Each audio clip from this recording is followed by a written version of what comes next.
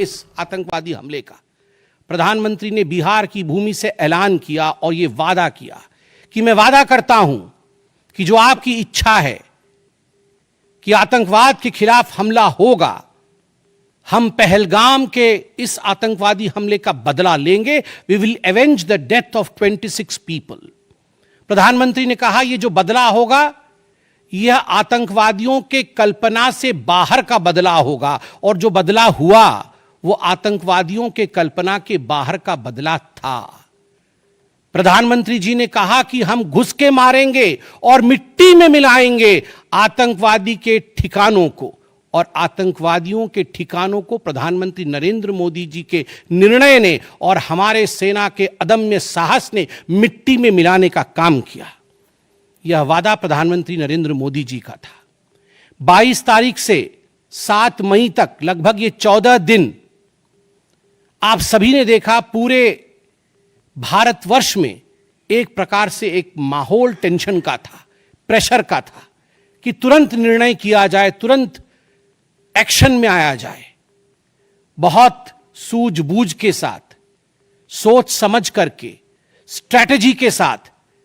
पाकिस्तान भी जानता था कि हमला होगा, एयर स्ट्राइक पहले हो चुका था, किस प्रकार सर्जिकल स्ट्राइक पहले हो चुकी थी। पाकिस्तान पूरी तरह जानता था कि इस बार भी छोड़ा नहीं जाएगा, मगर उसके बावजूद पाकिस्तान इतना दिमाग लगाने के पश्चात वह डेट नहीं जान पाया जिस दिन यह हमला होना था। 22 तारीख से 7 तारीख के बीच में कुछ नॉन मिलिट्री एक्शंस जिन्होंने पाकिस्तान को कमजोर किया, वह प्रधानमंत्री नरेंद्र मोदी जी ने और भारत की सरकार ने लिया।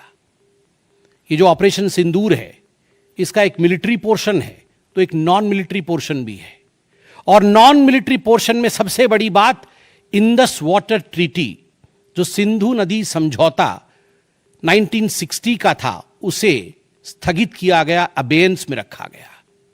आप सभी जानते हैं लगभग 90% पाकिस्तान जो है इसी पानी पर निर्भर करता है। लगभग 80% उनका जो कृषि है इस पानी पर निर्भर करता है। इस पानी को यदि रोक दिया जाए तो पाकिस्तान की 1/4 जीडीपी गिर जाती है। इस पाकिस्तान को अगर इस पानी से वंचित रखा जाए तो पाकिस्तान के हालात वैसे होंगे कि उनकी जीडीपी लुढ़केगी, कृषि लुढ़केगा। केवल कृषि और जीडीपी नहीं, उनके पावर कट्स होंगे, और इस प्रकार का माहौल पाकिस्तान में पैदा होगा कि पाकिस्तान एक फ्रजाइल स्टेट के रूप में, अभी भी फ्रजाइल है, और फ्रजाइल स्टेट के रूप में वो सामने आएगा। झेलम और चनाब अब संपूर्ण रूप से भारत सरकार के अधिकार में है, अधिकार क्षेत्र में है। और जिस प्रकार से यहां हम बांध बनाने की और रिवर को आगे बढ़ाने की बात कर रहे हैं, नए रिजर्वॉयर, इरिगेशन और हाइड्रो पावर से जम्मू कश्मीर, लद्दाख, पंजाब एवं हरियाणा, इन राज्यों को बहुत फायदा मिलने वाला है। यह कहा गया कि पानी और खून एक साथ नहीं बहेगा। मित्रों, जरा सोच के देखिए, 50 वर्षों तक जो संभव नहीं हुआ था, किसी भी युद्ध में यह संभव नहीं हुआ था कि इंडस वाटर ट्रीटी को रोक दिया जाए। जो संभव नहीं हुआ था वह असंभव काम संभव हुआ इस बार। अटारी वाघा बॉर्डर को भी रोक दिया गया। दोनों देशों के बीच में कोई ट्रेड नहीं होगा, और इसका खामियाजा कोई भुगतेगा तो वो पाकिस्तान की इकोनॉमी भुगतेगी।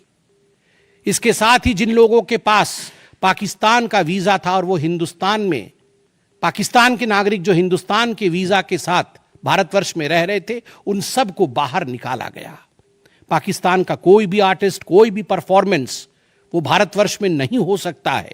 इस प्रकार के कड़े प्रतिबंध पाकिस्तान के ऊपर लगाए गए। माननीय प्रधानमंत्री श्री नरेंद्र मोदी जी ने लगभग 20 देशों के राष्ट्राध्यक्षों से सीधी बातचीत की। How to isolate Pakistan, how to fight against terrorism. और सबसे बड़ी बात है, तमाम देशों ने भारत का समर्थन किया। सऊदी अरब, यूएई, यूएस, आप सोचिए इस्लामिक वर्ल्ड के बड़े देश हैं सऊदी अरब और यूएई, इन्होंने भारतवर्ष का पूर्णतः समर्थन किया। जिस समय पहलगाम का हमला हुआ था, माननीय प्रधानमंत्री सऊदी अरब में थे। सऊदी अरब के अपने दौरे को जब वो छोड़ के आए, तब उनको वहां एश्योरेंस दिया गया कि आप जाइए, हम आपके साथ खड़े हैं, वी सपोर्ट यू, हम टेरर के खिलाफ आपके साथ कंधे से कंधा मिला के लड़ेंगे। Pakistan was isolated. ये जो नॉन मिलिट्री एक्शन लिया गया, आज मैं कहना चाहता हूं कि 50 वर्षों से भी अधिक समय तक जो टूल्स कभी इस्तेमाल नहीं किए गए थे, जिस क्षेत्र में भारतवर्ष कभी नहीं गया था, वह टूल्स इस्तेमाल किए गए। और अपने आप में भारत के लिए यह बहुत बड़ी बात है। बहुत बड़ी बात है कि इंडस वाटर ट्रीटी को रोका गया, 20 से अधिक देशों का समर्थन, आतंकवाद के खिलाफ एक निर्णायक हमले की तैयारी, और 6 और 7 मई 2025 उस रात निर्णायक हमला होता है आतंकवाद के ऊपर। सभी जानते हैं कि 9 आतंकवादी ठिकाने जो POJK में थे और पाकिस्तान में थे, उन्हें ध्वस्त किया गया। यह ऑपरेशन सिंदूर एक बहुत बड़ा दायरा तय करता है। इसने पूरे विश्व को दिखाया कि भारतवर्ष क्या कर सकता है।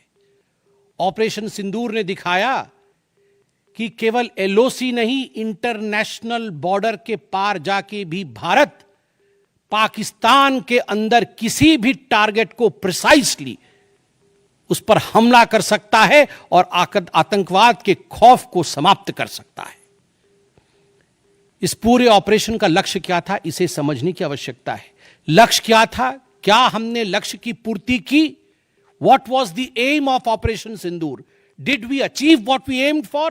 क्या लक्ष्य था? नंबर 1 लक्ष्य था आतंकवादी ठिकाने जो दूर दराज इलाके में हैं पाकिस्तान में, जहां आज तक कोई नहीं पहुंच पाया, जहां आज तक पाकिस्तान के आतंकवादियों को लगता था कि वो सुरक्षित हैं, वहां तक पहुंचना यह लक्ष्य था। दूसरा लक्ष्य था आतंकवादियों को ढेर करना, मार देना। तीसरा लक्ष्य था इन टारगेटों को जमींदोज करना, उन्हें मिट्टी से मिला देना। चौथा लक्ष्य था इस पूरे काम को करते हुए कोई भी सिविलियन, उसके ऊपर किसी प्रकार से कोई इंजुरी नहीं होना। और अंतिम लक्ष्य था किसी प्रकार के मिलिट्री